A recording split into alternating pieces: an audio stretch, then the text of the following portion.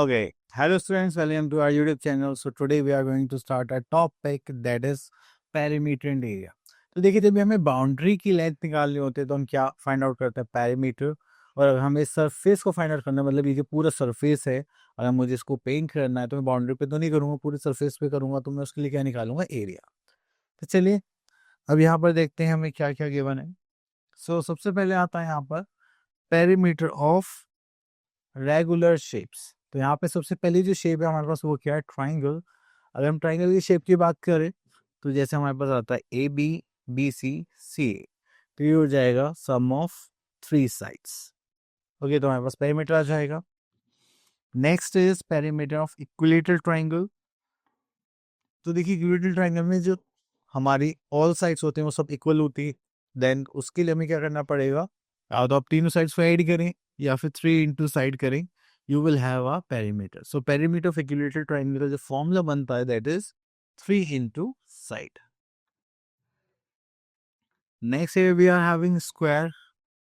अगर हम बात करें स्क्वायर की तो यहाँ पर square is a close figure made up of 4 equal line segments just like A B, B C, C D, D ए।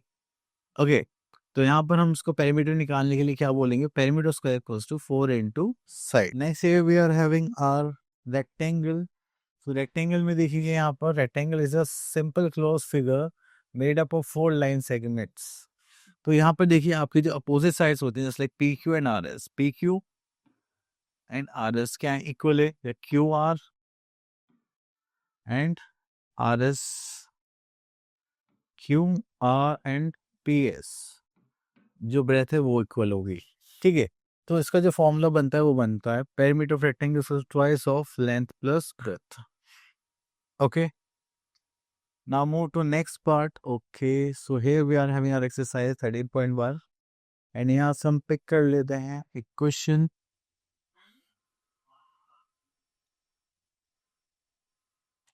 चलिए, तो यहाँ पर हमें क्या करना है, that is our formula is sum of all sides. here this is 1 centimeter, this is 6 centimeter, this is 4 centimeter, then we are having 2 centimeter plus 3 centimeter। ठीक है, तो ये हो जाएगा 10, 11, 12, 13 plus 13, 16 centimeter. That is your answer. Okay. Now move to next part, that is question number 2. Find the missing length. Okay. So यहाँ पे देखिए perimeter given है और मिसिंग लेंथ के बारे में पूछा गया है, तो चलिए क्वेश्चन को सॉल्व करते हैं।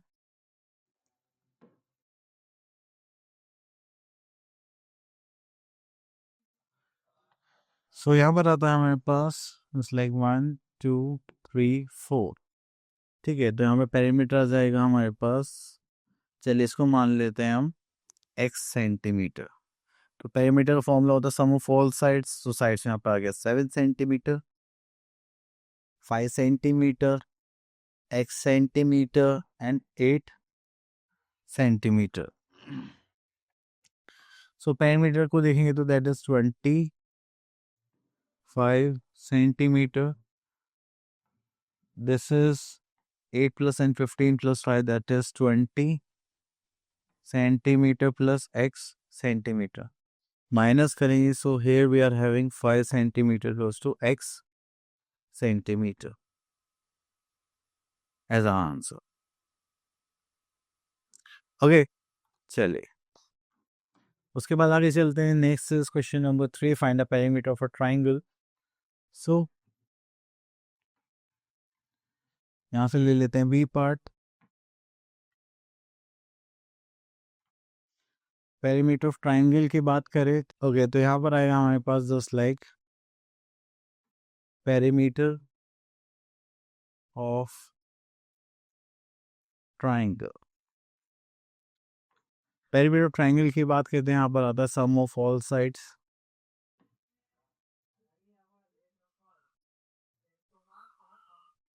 ओके, तो यहाँ पर देखेंगे तो हमारे पास आ जाएगा that is 25 centimetre plus 24 centimetre plus 22 centimetre.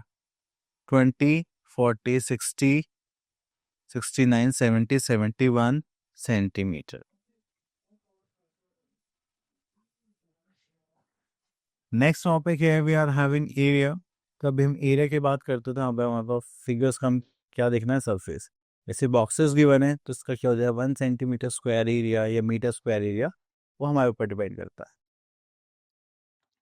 चलिए, तो जब भी आप एरिया निकालेंगे तो उसकी यूनिट्स हमेशा किसमें होंगे, स्क्वायर्स में. सो सबसे पहले आता है हमारे पास एरिया ऑफ रेक्टेंगल से फॉर्मूला होता है area of rectangle equals to length into breadth. तो यहाँ पर देखेंगे area of rectangle equals to length into breadth. Length is 6, breadth is 3, that is 18 centimeters square. Okay, next here we are having note the length and breadth should be in the same units. तो आप कभी भी units अलग अलग भी आपको देखने के मिलते हैं तो आपको क्या करना है, सेम यूनिट्स फाइंड आउट करने. ओके, तो यहाँ पर आता है हमारे पास area of square equals to area of square equals to that is side into side. Okay, so here we are having our exercise 30.2 and यहाँ से देखते हैं question number 1. Find area of rectangle holes. तो चलिए हम यहाँ से लेते हैं B part.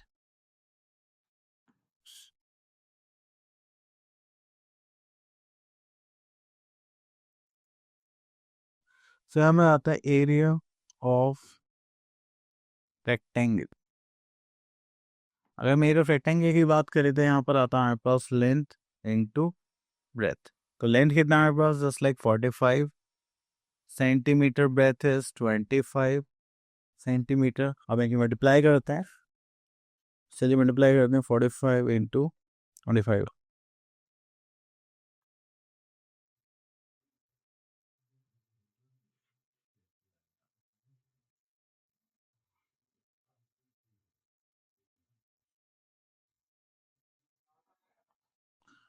This is 1125 centimetre square.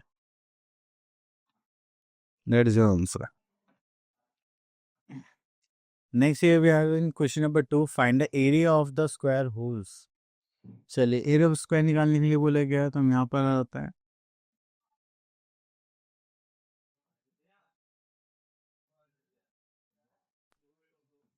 सो यहाँ पर आता है area of square. Area of square क्या होगा, यहाँ पर हमारे पास साइड इंटू साइड. देखेंगे तो that is 15 into 15, that is 225, that is centimetre square, क्योंकि साइड किस में थी हमारी, सेंटीमीटर में. सो